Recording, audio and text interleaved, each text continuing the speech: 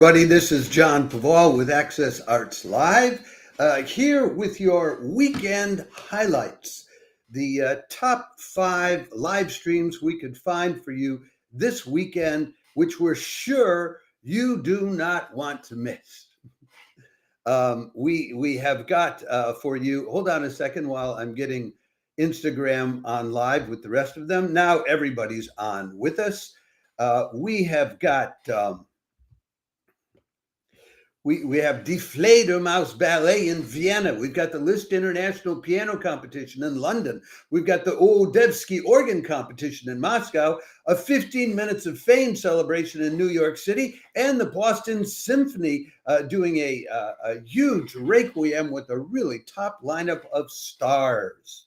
So I want to get to all of that, and I will have joining me shortly after I've wrapped up the other 4 live streams. I will have joining me Hugh Mather, the esteemed head guy at St. Mary's Perivale's long-standing live streaming series, 2 to 3 days a week of high-quality piano recitals, string quartets, piano quintets, piano flute duets, all manner of top-quality live streams free of charge.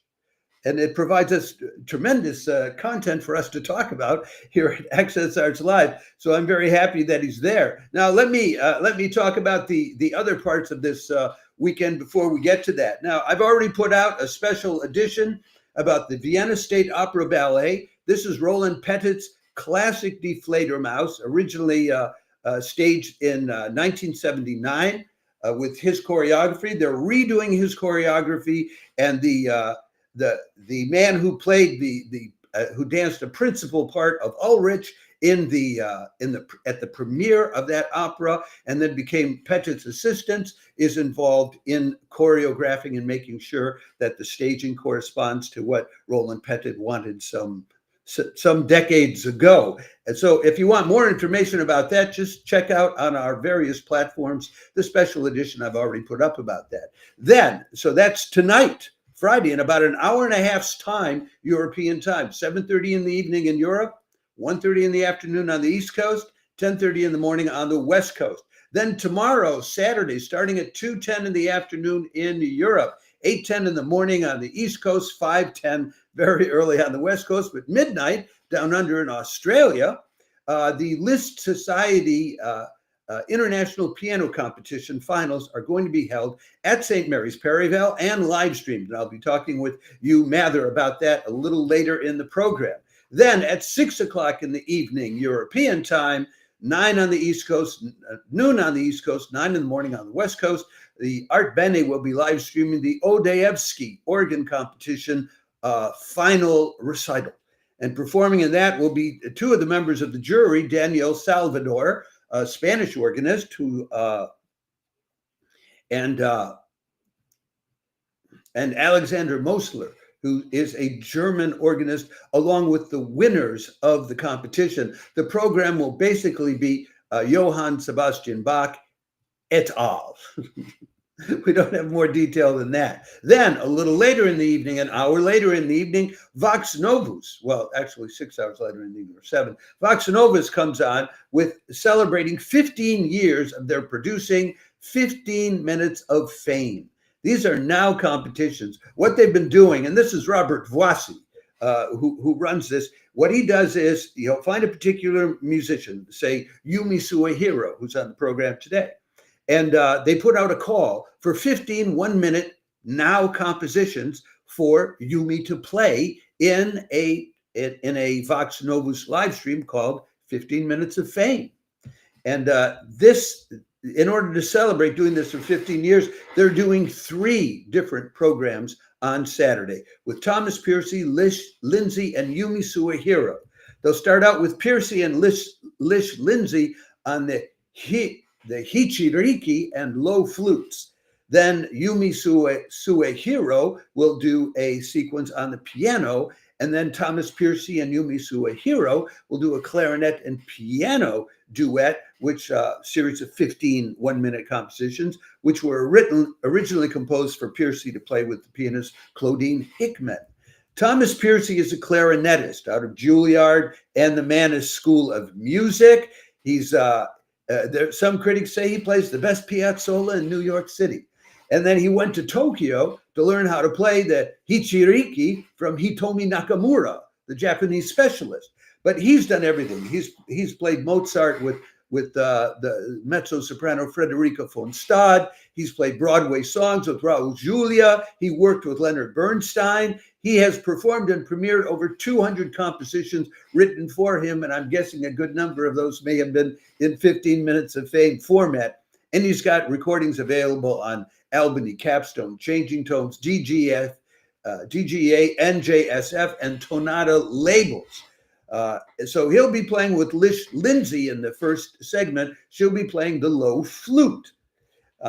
Lindsay is a flautist, South Korean background, but she grew up in New Jersey, 15 minutes outside of Philadelphia, she tells us. And she plays all manner of wind instruments, piccolo, flute, ryuteki, contrabass flute for various ensembles in the area of New Jersey. And she has a flute clarinet duet with her husband. She teaches at Columbia. She's a teaching artist at the American Composers Orchestra, and she's a monthly guest teacher for the Pocono Flute Society. So then Yumi Suehiro will play a solo section of 15 one-minute pieces. She's Japanese, born in Osaka, won numerous awards and competitions when she was coming up in the world, what you have to do as a young musician. Graduated eventually from Lehman College, CUNY, and later taught there and got a master's at the Manhattan School of Music around 2010, 2011. She plays at a lot of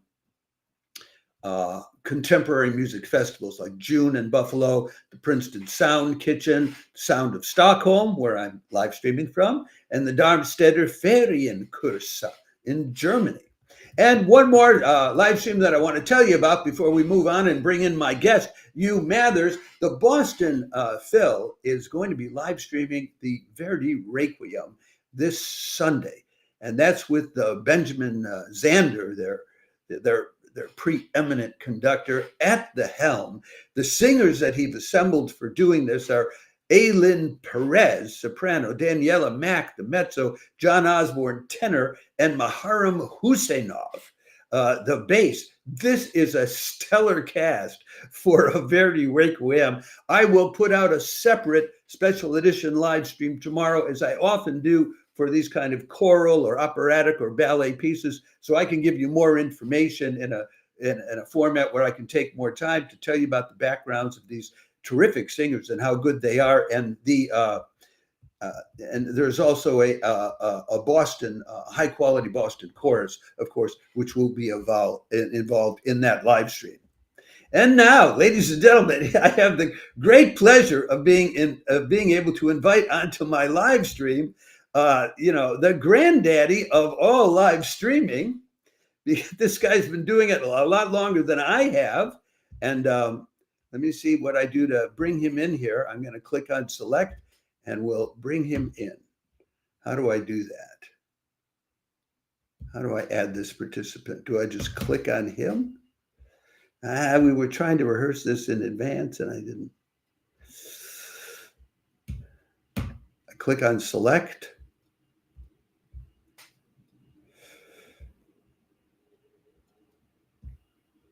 Let me see how this works. I think here's what I do.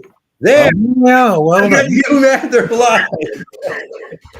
Oh, that's great. Welcome to Access Arts Live. And I got delighted to be here. Yeah. Well, I'm absolutely delighted. I've been enjoying your live streams for the last year and a half since we started up Access Arts Live. So I'm kind of Johnny come lately to the live streaming business. Although I first started getting interested in getting the performing arts in line back in 2015, but I was looking more to do it with theater. But what I found is that most of the live stream action is not theater. There's some opera, there's some ballet, but what there really is a lot of is what you're doing.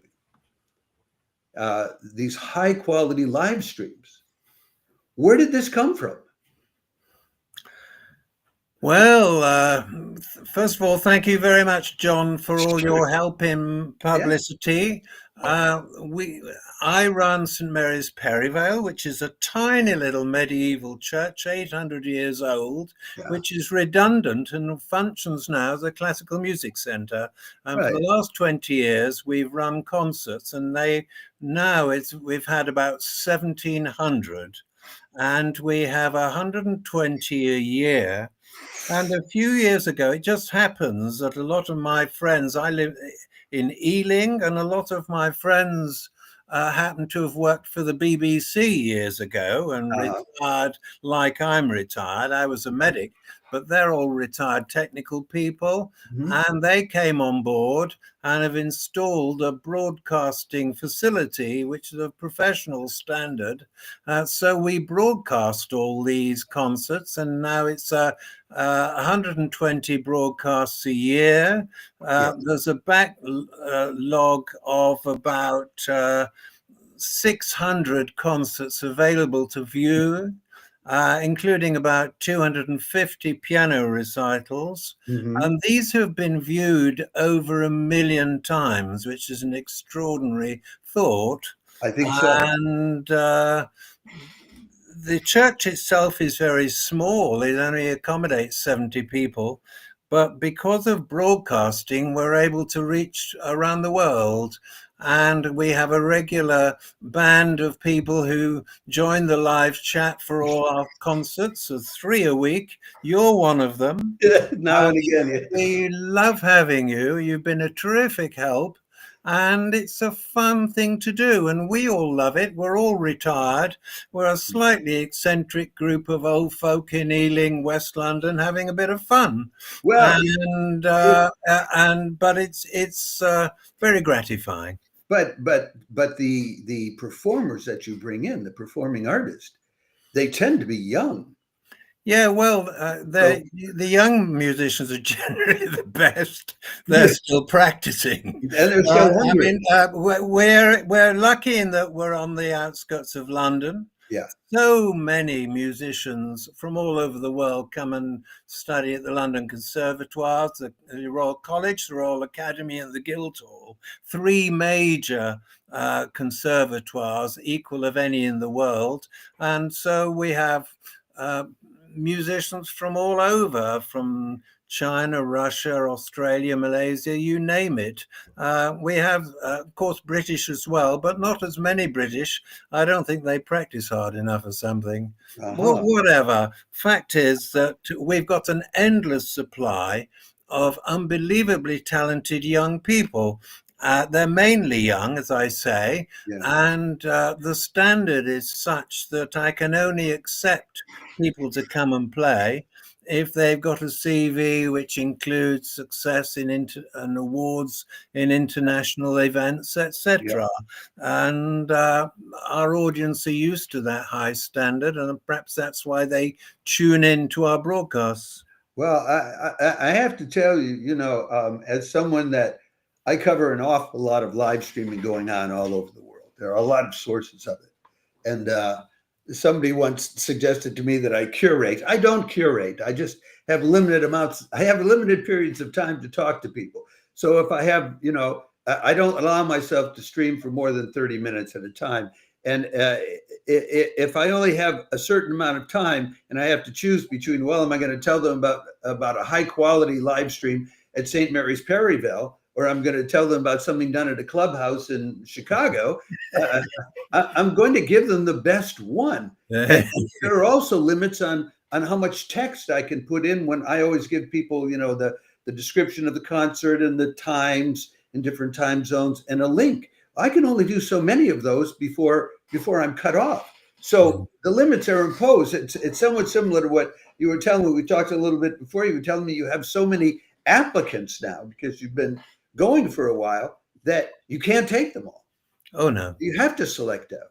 Yeah, I have to write nice letters to musicians from all over Europe, most days, in fact, saying that with the best will in the world, I simply can't take them, but I wish them well. Here's a question that I hadn't I hadn't talked with you about in advance, so I hope it'll go all right. The first thing is, I understand that you didn't just start doing St. Mary's Perivale when you were live streaming. That this had been you've been doing this for a longer time. So you've 20 built years, yes. Yeah. Now, did live streaming change the nature of the applicants that you have? I would imagine. No, I don't think so, but live streaming kept us going in the lockdown. Yeah. If we'd not had live streaming, Yeah. I think we'd have folded up.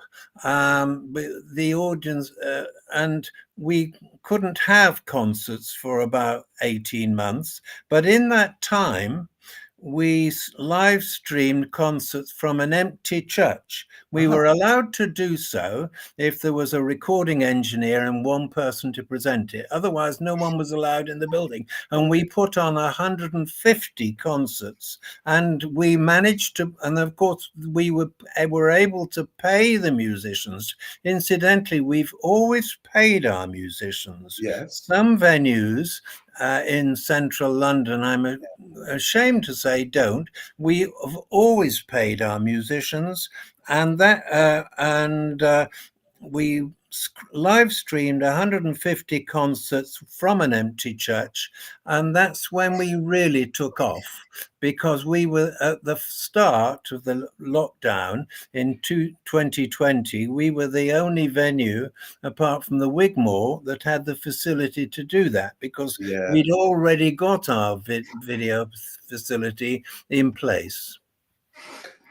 So and now we have a hybrid system. For example, last week we had a duet concert between two brilliant young musicians, Michael Kapluki and Magdalene Ho, who are quite well known. They did a duet concert. We had about 25 people in the church. Within 48 hours, that video had been viewed 800 times. So that makes it all worthwhile. If it were just 25 old folk, they might not think it worth it. But if 800 people watch it, it's definitely worth it. Well, my approach to all of this is that the performing arts are the arts of peace. And we are living in a world in which people are immersed and inundated with anything but that. You know, with conflict, with fear, with disagreements and all of that. And online live streaming of the performing arts is one way to start introducing more balance. I agree entirely. And we are a politics-free zone in that we have musicians from all over. I find them all charming and life-enhancing. Very rarely do we have any musicians who are too full of themselves or anything like that. If they get at all big for their boots, they don't come back. And I love them all. They're charming people, and we're helping them, and they're helping us. And you have some who are regulars who reappear. There was this couple, I don't remember their names, but it's this. They do these pieces in which they're telling a story about a particular artist or something like that. And there's an actor and a pianist working. Oh, yeah, Christopher Kent. Yeah. Yes. He just happens to live locally. He's a brilliant actor. Yeah. And he comes and puts on a show. The last one was about the Schumanns and Brahms, and whether Brahms and Clara got up to no good. I'm not sure what the verdict was, but it's quite a juicy story, but whatever. And he does them brilliantly, and that provides a bit of variety. Yeah, and I particularly like those because I'm interested in seeing more things like theater online, and there's very, very little theater. 95% of what we find is music or ballet and opera. You know, when I started my joint 18 months ago, I was scraping to find 4 or 5 live streams a week. And by the time I'd done the first year, we had published more than 1,000 notices of live streams. I was just astonished that there's that much out there. And that wasn't everything, because like I said, we have time constraints, so we can't talk about everything. Speaking Well, of which, I'd yeah, like to give a similar example. We yeah, just had the Warsaw Chopin competition. yes. 3 of the finalists played at our venue in the month before to run through their programs. Who were the And three? we had audiences of about 40 or 50 in Yeah. the church and about 300 or 400 online. And who were those three? But when Okay. they played in Warsaw, the Yes. same pieces, the same pianists, there Yes. were 20,000. Yes. 20,000. Well, And yeah. it's the same pieces. And I don't think their equipment wasn't any better than ours. In fact, it was worse because they didn't have an overhead camera like we have, which Yeah. shows the pianist's hand so Oh wonderfully. yeah, yeah. Well, I was watching that. I was disappointed when I saw that Diane Cooper. That's who I right. had That's one discovered of through them. you. She didn't make it past the first round. I No, couldn't believe that. But she was everybody had their terrific. leads. She was terrific. Yes, she And was. it is interesting that it's 40 in London and 20,000 in Warsaw. Clearly, there's a potential audience that you're reaching out to, and Yeah, I'm reaching out yeah, to for live stream concerts. yeah. And that's what you've highlighted. And that's why you're doing such a fantastic job. You So, are, because we need to spread the word that these concerts are for the many, not for the few. yes. Well, and there is that. Um, there are examples. I don't want to get into naming names. There are entire websites which were created at great cost, which were designed to provide live performances online of symphony orchestras.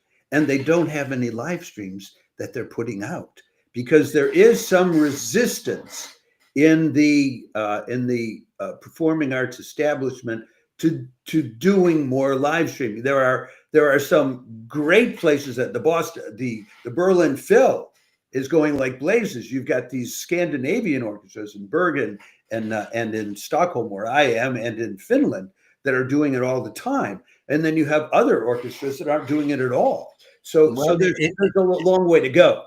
It's very interesting that the Wigmore, who the premier place in Britain, but they are streaming very few concerts now. And I think it's a simple equation. If they stream concerts, they don't get the bums on seats, basically. It cuts down the audience. Whatever, the number of concerts that they stream has gone off quite markedly. And so we see ourselves as a sort of premier broadcasting facility for instrumental and chamber music in the UK. Yes. Now, before we're going to need to move towards wrapping this up, but I do want to give you a chance to let us know about any upcoming live streams that you think are going to be notable coming up in the month of December. Well, we have a whole run of very good pianists coming. Next Tuesday, this coming Tuesday, we have Emanuel Ivanov, who won first prize in the Busoni competition. And we have an evening recital on Friday, the 5th of December, with Peter Donahoe. Peter Donahoe is a very eminent pianist who won the Tchaikovsky competition about 40 years ago and has had a huge career. He's playing on Friday, the 5th of December in the evening, and has an astonishing program of Beethoven Hammer Clavier, Beethoven Opus 101, the A major, and the Busoni Fantasia Contrapuntichistica. I can't say that word, and I probably got it wrong. But anyway, there's a massive program, and it'll be really a very important event. Another pianists playing in December include Julian Trevelyan, Mark Viner, Andrea Becchetti, and so it goes on. The level is very high. Yeah, it certainly is. So, and usually, just to remind our listeners, those who are just discovering you from watching this this video live or watching it later on.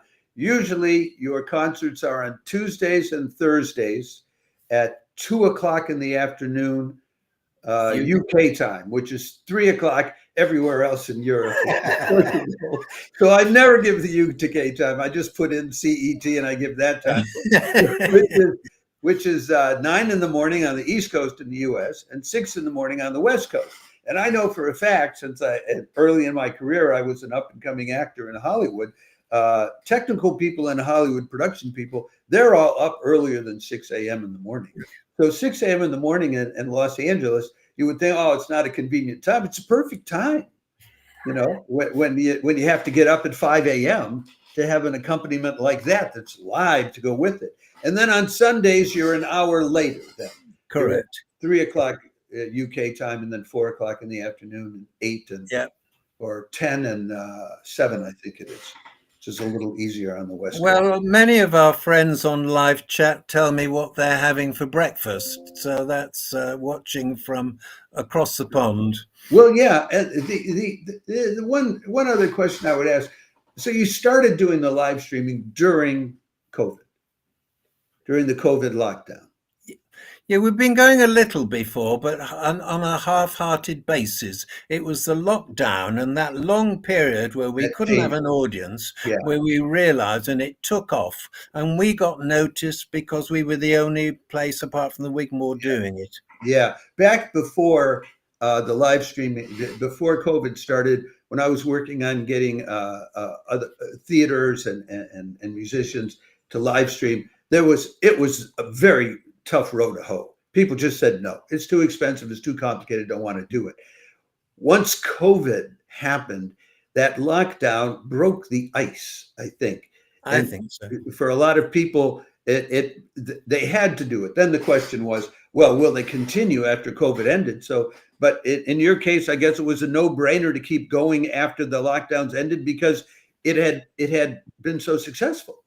Correct, and we're not dependent on we get enough money from the people in the church to pay our musicians, and of course we're all voluntary workers. We don't our overheads are nil. If I was running a concert hall in the middle of town and I had to have so many paid employees, the economics are slightly different. But we've been able, and of course the live stream, although it's free to watch, we've never had a paywall, and we're not interested in having one. Now, most people don't contribute very much, but that doesn't matter. The idea is that the musicians are seen around the world, and it's helping their careers. Oh, it's terrific exposure, yeah. And that's what it's for. And we break even very nicely, and we have a lot of fun. And we're all retired with pensions from having done other things in our life. I was a medic, I was a physician. Yeah, I understand that. You know, there was a live stream earlier this week by a piano trio called Trio Medicorum Musicorum. It was out in Portland, Oregon. It was a lunchtime concert there. All three of them are physicians.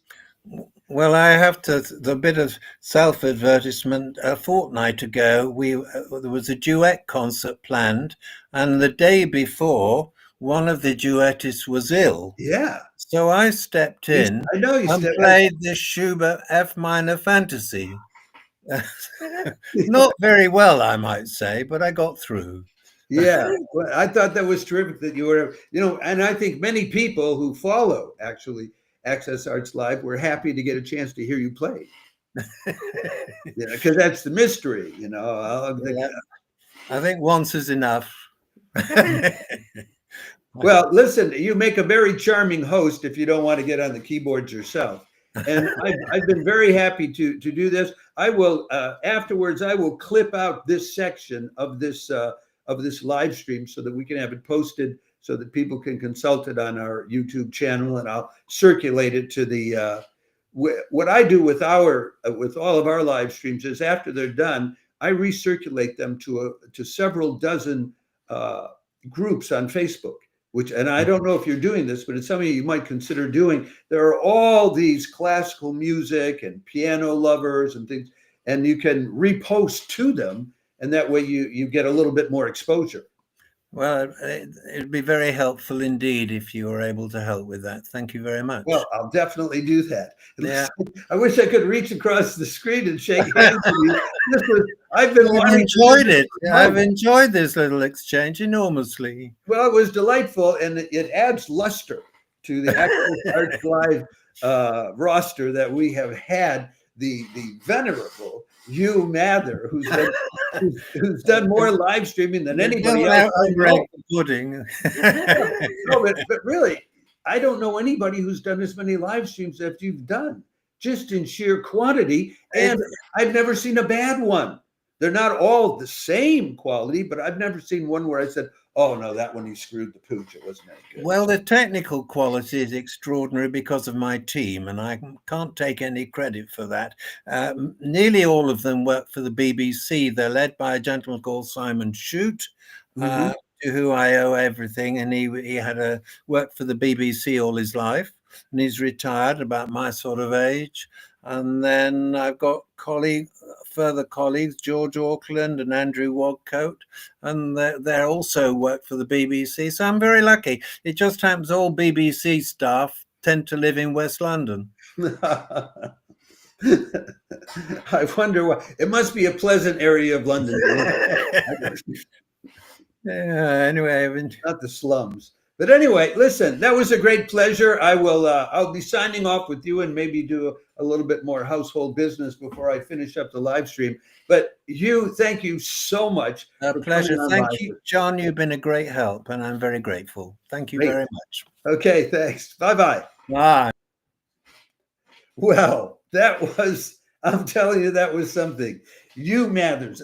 Listen, eventually that guy will be considered legendary for all of the live streaming that he has done in the past. It's an incredible legacy that he leaves behind. So just for a brief reminder of this weekend's highlights, once again, in just about 1 hour's time, the Vienna State, the Wiener Staatsballet, the Vienna State Ballet, connected with the Vienna State Opera, will be doing Die Fledermaus by Roland Petit. And if you haven't seen it and you're an opera lover, a ballet lover, you want to see it. And then tomorrow will be the Liszt International Piano Competition, which, well, we didn't get to talking about that much with Hugh Mather because the rest of the conversation was fascinating. But we will give you the link that you can go to view that, along with the other links. And you can go to the St. Mary's Perivale.org page and get all the details on all of the finalists who will be playing tomorrow. And we have I believe I have their pictures up for you right there. It's Maria Sakyam, Edward Lloyd, Donglai Shi, Max Walsh, Minsung Park, and I have to try to see this last one, and Tian Ranzhu. And then also the 2024 winner of that festival, of that competition, Sebastian Benedict Floor, will be playing before all of the others to launch the day's live streaming. And then later on Saturday, you will have the 15 Minutes of Fame, celebrating 15 years of 15 Minutes of Fame, with Lish Lindsay, Thomas Piercy, and Yumi Suehiro taking turns playing separately and together. On Sunday, you'll have Benjamin Zander and the Pro Musica Chorus and the Boston Symphony Orchestra delivering a terrific Verdi, which I will tell you more about tomorrow, I promise. The singers in that will be Aylin Perez, the soprano, Daniela Mack, the mezzo, John Osborne, the tenor, and Maharam Husseinov. These are all high-powered people, let me tell you. So that's what we have for you for this weekend. I will probably be back, even so, with a Saturday top live streams for you and with a Sunday top live streams for you. And with that, I'll sign off saying I hope that one, more, some, or any of these live streams inspires you, uplifts you, or just shows you a heck of a good time. Bye.